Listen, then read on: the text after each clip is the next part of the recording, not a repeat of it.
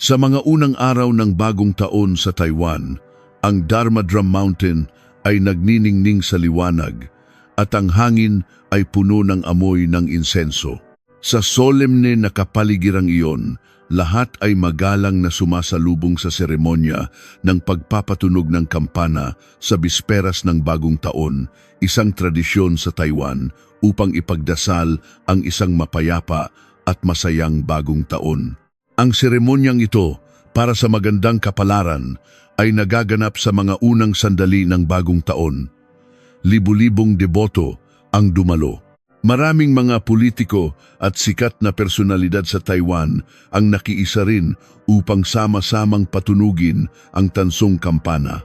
Sa kabuuan, 108 na beses itong pinatunog na sumisimbolo sa pag-alis ng 110 na uri ng pagdurusa, pagbabawas ng mga natural na kalamidad, paghiling ng mga biyaya, at paghingi ng tulong sa mga Diyos para sa mundo. Ngayong taon, ang mga unang pagpapatunog ng kampana ay pinangunahan ni Pangulong Lai Ching-te at ang mga huling pagpapatunog ay pinangunahan ng tagapangulo ng Kuomintang KMT na si Ginang Cheng Liwen. Gayunpaman, isang kakaibang eksena ang naganap na nagdulot ng tanong sa mga tao. Ang huling tatlong pagpapatunog ba ay naging isang babala para sa politika ng Taiwan? Ang mga tunog ng kampana ay hindi lamang umalingaw-ngaw sa pagitan ng langit at lupa, kundi tila nagmula pa sa isang hindi nakikitang mundo. Sa pinakasagradong sandali ng mga unang araw ng taon, habang ang lahat ay nakayuko sa pananalangin para sa kapayapaan, isang pulang lubid ang biglang naging babala. Hindi ito nagkataon, hindi ito koinsidensya, kundi isang malinaw na mensahe. May mga bagay na hindi maitatago, may mga koneksyon na hindi maipagtatanggol, at may mga negatibong enerhiya na kahit ang tunog ng kampanang may nakaukit na buong Lotus Sutra ay kailangang magsalita upang itaboy. Matatagpuan sa Kim Son District, New Taipei City ng Taiwan, may isang bundok na tinatawag na Dharma Drum Mountain. Ang bundok na ito ay isang banal na lugar ng Bodhisattva Guanyin at isa rin sa mga pinakamaimpluwensyang templo ng Budismo sa Taiwan. Ang pinakatanyag sa Dharma Drum Mountain ay ang malaking kampana na may nakaukit na buong Lotus Sutra na may halos 70,000 na karakter at ang Great Compassion Mantra na may higit sa 400 na karakter. Ayon sa paniniwalang Budista, ang isang tansong kampana na may nakaukit na sutra ng Buddha ay magdadala ng walang katapusang kapangyarihan ng Dharma. Mula nang makumpleto ang kampana noong 2006, tuwing bisperas ng bagong taon, ang mga deboto sa Taiwan ay nagsasagawa ng seremonya ng pagpapatunog ng kampana upang manalangin para sa mga biyaya sa bagong taon, at ito na ang ika-22 sunod-sunod na taon na ginanap ang sagradong aktibidad na ito.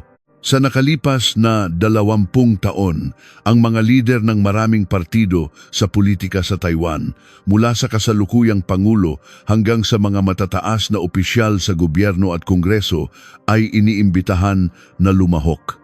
Ang pagpapatunog ng kampana sa Dharma Drum Mountain sa bisperas ng bagong taon ay may kahulugan ng paglilinis ng isip at kaluluwa, pagpapataas ng karunungan at pagdarasal para sa kapayapaan sa mundo. Bilang bagong halal na tagapangulo ng Kuomintang, si Ginang Cheng Liwen ay inimbitahan ding magpatunog ng huling 3 beses kasama ang mga matataas na monghe at ilang opisyal ng gobyerno. Nang tumunog ang ika-101 na kampana, sabay-sabay na nagchant ang mga monghe na nanalangin para sa kapayapaan at katahimikan. Sa sandaling iyon, ang pulang lubid sa kamay ni Ginang Cheng Liwen ay biglang yumanig sa hindi maipaliwanag na paraan na naging dahilan upang hindi siya makatayo ng tuwid.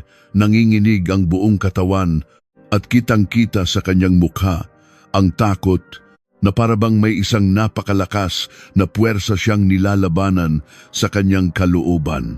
Kapansin-pansin na Ang mga lubid sa kamay ng iba ay hindi gumagalaw, ngunit ang lubid lamang sa kamay ni Ginang Cheng Liwen ang malakas na yumanig. Isang opisyal na nakatayo sa malapit ang nagulat at nag-alok ng tulong. Sumagot si Ginang Cheng Liwen na siya ay isang debotong Budista at taimtim na nananalangin para sa kapayapaan at kaunlaran ng bansa. Pisino. Sinasabi niyang naramdaman niya ang isang sagradong tawag at tugon. Ito raw ay lubos na nakaantig sa kanyang kaluluwa at lumikha ng isang malaking positibong enerhiya. Iyon ang kanyang paliwanag, ngunit ang kanyang mga reaksyon ay nagpakita ng kabaligtaran. Kung ang isang tao ay tunay na tumatanggap ng sagradong biyaya, ang kanyang puso ay magiging payapa at masaya, at ang ekspresyon sa kanyang mukha ay magpapakita ng pakiramdam ng kapayapaan at ginhawa. Gayunpaman, si Ginang Cheng Liwen ay mukhang balisa at lito, hindi alam kung ano ang gagawin. Mabilis na kumalat ang video sa social media na nagdulot ng malaking debate. Ilang netizens na may kaalaman sa alamat at relihiyon ang nagbigay ng iba't ibang interpretasyon. Karamihan ay naniniwala na kapag tumutunog ang kampana ng Dharma Drum, ang mga taong may masamang hangarin o sinasapian ng masasamang espiritu ay makararanas ng malinaw at hindi komportabling pisikal na reaksyon. Ang buong proseso, mula sa panginginig ni Ginang Cheng Liwen hanggang sa maringal na tunog ng tansong kampana, ay nakunan ng kamera. Ang eksenang ito ay agad na kumalat ng malawakan sa social media. Ang viral video na may pamagat na pulang lubid ni Cheng Liwen, yumanig habang tumutunog ang kampana, ay mabilis na naging isang mainit na paksa sa Taiwan, China at maraming iba pang mga bansa sa rehiyon. Nagpahayag ng kanilang mga opinyon ang mga netizens. Marami ang naglarawan dito bilang isang kakaibang supernatural na kababalaghan o isang pagpapakita ng banal. Sabi ng isang netizen, "Sa totoo lang, dati hindi ako naniniwala sa pagtataboy ng masasamang espiritu, pero matapos kong makita si Ginang Cheng Liwen, nakumbinsi na ako." Ito ay nagdulot ng maraming maiinit na talakayan online. May mga nagsasabi na ito ay isang babala mula sa mga Diyos. Mayroon ding mga nagsasabi na dahil si Ginang Cheng Liwen na pinuno ng Kuomintang ay may pro-Beijing na paninindigan, nilabag niya ang kalooban ng langit. Mayroon ding ilang nagbiro na ito ay ang pulang lubid ng China na tumatawag sa kanya. Sa anumang kaso, ang lahat ng haka-haka ay nananatiling haka-haka lamang. Ano nga ba talaga ang naranasan ni Ginang Cheng Liwen noong gabing iyon? Bakit ang kanyang lubid lamang ang yumanig habang ang sa iba ay hindi? Ano ang nagdulot sa kanya ng ganoong katinding takot? Ang mga tanong na ito ay marahil tanging ang mga nakaranas lamang ang nakakaalam. Maniwala ka man sa mga Diyos o hindi, ang mga kakaibang bagay na tulad nito ay nangyayari sa ating harapan. Ang kaganapang ito ay tiyak na may malaking epekto kay Ginang Cheng Liwen at tiyak na magbibigay sa kanya ng dahilan upang mag-isip. Ang nakakainteres pa, hindi ito ang unang beses na ipinakita ng kampana ng Dharma Drum ang espiritual na kapangyarihan nito. Noong 2008, sa seremonya ng pagpapatunog ng kampana sa bisperas ng Bagong Taon, noong si Ji Maying-jeou ay hindi pa nanunumpa bilang Pangulo ng Taiwan, pumunta rin siya sa Dharma Drum Mountain para magpatunog ng kampana at nakaranas din ng katulad na nakakahiyang sitwasyon. Noong panahong iyon, ang lubid na hawak niya ay naputol hindi isang beses, kundi 3 beses. Ayon sa kaugalian ng Dharma Drum Mountain, simula 11,055 ng gabi sa bisperas ng Bagong Taon, ang kampana ay pinapatunog 1 beses bawat minuto. Sa eksaktong sandali ng countdown para sa Bagong Taon, ang lubid na hawak ni Ji Maying-jeou ay naputol sa pangalawang pagpapatunog. Kinailangan niyang lumingon sa Vice-Presidente na si Vincent Hsu na nasa tabi niya at sabay nilang hinawakan ang lubid nito. Nagpatuloy ang pagtunog ng kampana at sa ika-4 na tunog, ang lubid na sabay nilang hawak ni Ji. Ma at Ji Siu ay naputol din. Pagkatapos, sa ika-6 na pagpapatunog, naputol muli ang lubid sa pangatlong beses. Kaya nasaksihan ng pinakamataas na lider ng Kuomintang ang 3 sunod-sunod na pagkaputol ng lubid sa ika-2, ika-4 at ika-6 na pagpapatunog. Isang lubid na ganoong kalaki at kakapal ay biglang naputol sa isang sagradong sandali sa simula ng bagong taon, at ang lubid ay naputol lamang kapag ang may hawak nito ay ang lider ng Kuomintang. Ito ba ay isang nagkataon lamang? Maraming bagay na hindi maipaliwanag ng modernong agham. Ngunit sa 3 magkakasunod na pagkakataon, ang lubid ay naputol sa kamay ni Ji Mayingzhou. Ito ay lumikha ng impresyon na ang kampana ng Dharma Drum ay nagtataglay ng isang uri ng sagradong kapangyarihan. Pagkatapos, noong 2011, muling naputol ni Ji Mayingzhou ang pulang lubid nang bumisita siya sa Peitian Temple at nag-inagura ng isang commemorative plaque. Dahil naputol ang lubid, kinailangan nilang umakyat sa isang hagdan upang alisin ang pulang tela na nakatakip sa plake. Malinaw na ang pagkaputol ng lubid ng mga lider ng Kuomintang ay hindi unang beses na nangyari, kundi paulit-ulit na. Kung titingnan mula 2008 hanggang 2026, ito ay isang panahon na tumagal ng 18 taon, sapat para sa isang henerasyon sa politika. 2 lider ng Kuomintang sa magkaibang mahahalagang panahon ang paulit-ulit na humarap sa parehong pulang lubid. Sa unang pagkakataon, ang lubid ay naputol ng maraming beses. Sa sumunod, ang lubid ay hindi naputol, ngunit yumanig ng malakas na naging sanhi ng panginginig ng buong katawan ng may hawak nito. 18 taon, 2 henerasyon, ngunit isang hindi nagbabagong mensahe. Hindi maaaring dalhin ng Kuomintang ang pangalan na kumakatawan sa Taiwan habang mahigpit na nakakapit sa pulang lubid na nagtatali sa kanilang mga paa sa Beijing. Nagpadala na ang Dharma Drum Mountain ng paalala mula sa sagradong mundo, at ang paalalang iyon ay patuloy na umaalingaw-ngaw tuwing bisperas ng bagong taon. May nagsasabi na ang kampana ng Dharma Drum ay may pambihirang kakayahang magtaboy ng masasamang espiritu at maglinis na kayang puksain ang masasamang enerhiya. Matapos maputol ang lubid, ipinaliwanag ni Ji Mayingzhou na ang pagkaputol nito ay para alisin ang kamalasan ng Taiwan. Ito ay katulad din ng mga sinabi ni Ginang Cheng Liwen kamakailan. Marami ang maaaring magtaka kung ang kampana sa Dharma Drum Mountain ay tunay na may ganoong kapangyarihan, bakit ito ay sa mga lider lamang ng Kuomintang nagpapakita ng epekto, at bakit ang paghawak sa lubid ay nagdudulot ng ganoong kalakas na reaksyon. Alam natin na ang kampana sa Dharma Drum Mountain ay may nakaukit na buong Lotus Sutra kasama ang Great Compassion Mantra na may kabuuang haba na higit sa 70,000 na karakter.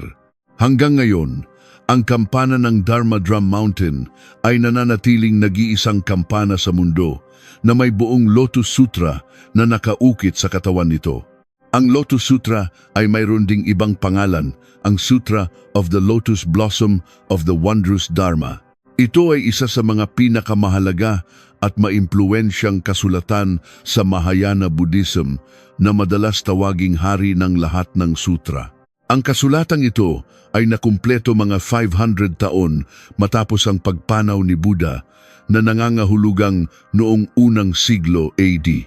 Ang pagsasalin ng Lotus Sutra ay ginawa ni Kumarajiva, isang mataas na monghe noong panahon ng Eastern Jin. Dahil sa napakahalagang posisyon ng Lotus Sutra sa East Asian Buddhism, maraming iba't ibang paaralan tulad ng Zen at Tiantai sa China, pati na rin ang mga paaralan ng Buddhismo sa Japan at Korea ay nag-aaral at nagcha-chant ng sutra na ito. Dahil ang buong Lotus Sutra ay nakaukit sa kampana, pinaniniwalaan na ang tunog nito ay naglalaman ng kapangyarihan ng Dharma. Ipinaaalala sa atin ng kampana ng Dharma Drum Mountain ang pinakamalaking tansong kampana sa mundo, ang Yongle Bell, na kasalukuyang nasa Big Bell Temple sa Haidian District, Beijing. Ang Yongle ay ang pangalan ng panahon ni Emperor Zudi ng Ming Dynasty. Ang kampanang ipinangalan sa kanya ay ginawa noong Ming Dynasty, mga 500 taon na ang nakalilipas.